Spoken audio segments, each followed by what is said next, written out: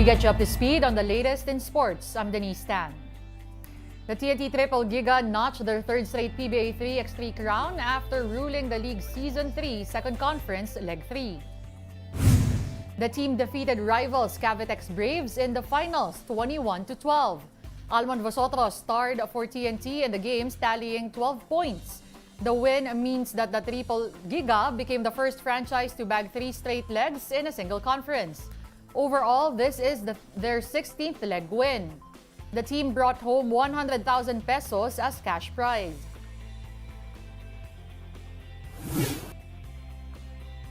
The Creamline Coal Smashers remain undefeated after Tuesday's PVL All-Filipino Conference triple header. Here's what went down in that match and the other games yesterday. The Cheritigo crossovers came in the game against the Jerflor defenders in need of a bounce-back win. And they did just that as they got Jerflor on the ropes early on, establishing dominance that would soon become the theme of the game. Cheritigo's firepower was too much for the defenders as they cruised to a 25-8 first-set win. This persisted en route the team's 25-12 and 25-20 victories in the ensuing frames. Ea Laure was a lone double-digit scorer from both sides, notching 12 points. None from the defenders scored more than 6.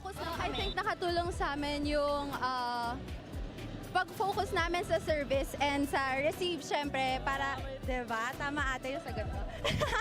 Pero ayun naman talaga yung magiging pundasyon for us na para maka-atake kami bawat situation. The win pushes Cheritigo to third place in the standings with a 3-1 win-loss record. Meanwhile, Jerflor is at the bottom with a 0-4 record.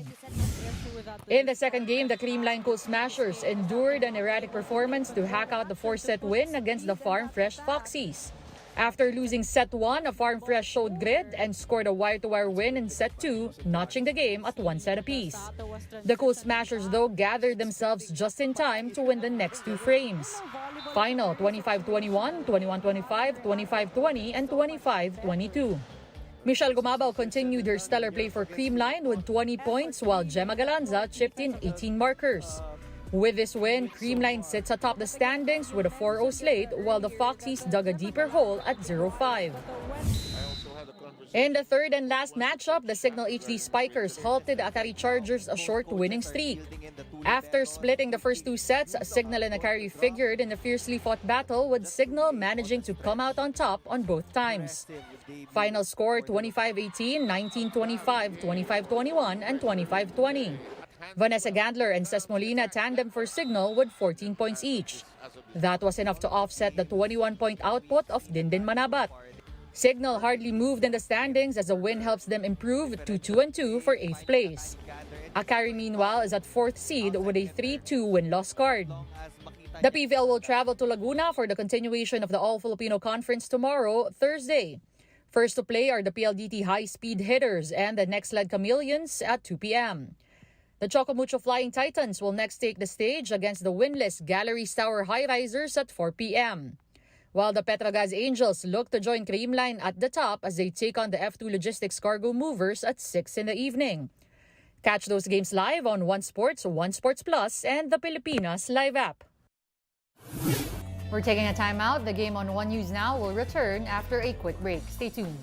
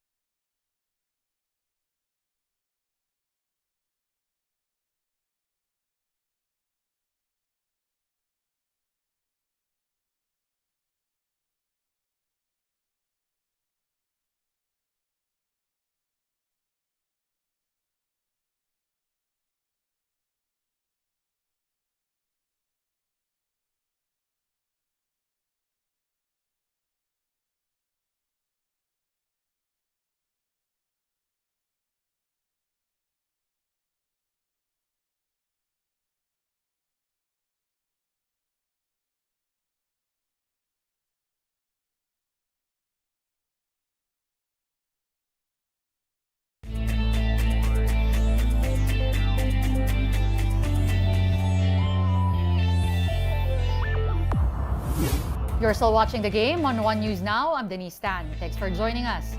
Two global sports icon met a boxing match in Riyadh, Saudi Arabia. Boxing legend Manny Pacquiao and football superstar Cristiano Ronaldo rubbed elbows during the Battle of the Baddest. That's a bout between Francis Ngannou and Tyson Fury, which was attended by several celebrities from various fields. Ronaldo reportedly shouted, quote, "Hey Pacquiao," before the two chatted in between posing for photos. Samang basketball ng Pilipinas, Vice President Ricky Vargas sat down with Paulo De Losario to talk about the challenges and glory stuffed inside Gilas Asian Games gold win. Check this out. Just how inspiring was it for you, the leadership, to hear that the players were willing to play no matter what, kahit dado sila going into the Asian Games? For me, that was the height of our, that was the reason, one of the biggest reason why we succeeded in the Asian Games, was we wanted it, we wanted to play, and winning was not even discussed. We just wanted to play, and they just wanted to play, and they just wanted to represent the country. There were also issues in the airport, even right before they got on the plane, with some of the players not receiving their accreditation 30 minutes before the flight. Kevin Alas mentioned that he had to basically run from the entrance of NAIA to the plane right before boarding because they received their accreditation so late. Just what was going through your head, sir, throughout the entire time? You know, when they finally were able to ride the plane, it was victorious. We were all happy, you know, and we were saying, "Wow, this must be it, right? This must be it." I think the whole philosophy of the team, like the management team or the leaders in the group, that yes, we have problems, but let's go and find the solutions. Mm-hmm. That was one part. And the other part is, let's shield the players from the issues. That is our accountability. That is our responsibility. Let's shield the players from the issues. Yeah. So more than the pressure, it became fun. And they started having fun. And they started believing in what they can do. And I thought that's no secret. There's really no secret. It's just that we were together. It's always an emotional moment hearing the national anthem and a gold medal ceremony. But could you imagine that it would have this team assembled in around 12 days, with 5 of the players coming in, only have 4 days of practice in the Philippines, coming into China, whose bus initially was not allowed in the venue, who did not have a practice venue, who didn't even have balls to practice, ended up singing the national anthem for the gold medal. Putting all that together, just how did it feel for you and everyone involved? Very proud moment for me personally. And for the whole team, inside the dugout, they were, the emotions were very high. The emotions were very high. And, you know, foes in the PBA, but one in China, in the Asian Games. Then after that, it was, you know, we didn't have a chance to say a prayer after the game. So when we all went up to have dinner together, that's when we all sat down and said a prayer of thanksgiving for what had happened. Coming home, though, it became a bit more disappointing because of the fact that the testing of Justin Brownlee did come out soon after. What was our initial reaction when it came to that? Because I remember reading it for the first time and then suddenly having to look at the different rules and laws about whether or not doping could actually mean you surrender a medal. That was the biggest fear, mine, that we would lose the gold medal, but not of the team.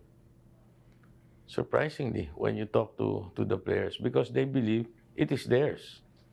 So the doping is an incident, yes, they can take away the gold medal, but they felt it was theirs. I wanted the gold. I wanted the gold to stay.